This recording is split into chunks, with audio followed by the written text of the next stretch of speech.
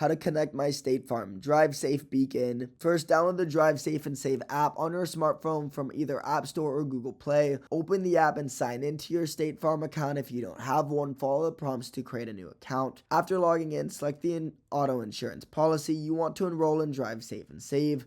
Request the Bluetooth beacon from State Farm if you haven't received it yet. When you get the beacon, take it with your phone to your vehicle. Inside the app, go to the Save and Save section. Tap on Complete Setup for your car. Press and hold the button on your beacon until a light flashes briefly. The app will search for the beacon. When it appears, select the beacon ID that matches the one on your device. Once paired, attach the beacon to your windshield behind the rearview mirror using the sticker provided. If prompted, enter your car's exact odometer reading into the app to complete setup. In some states, keep Bluetooth and location services enabled on your phone so trips can be recorded automatically and your driving can be monitored for discounts. Subscribe.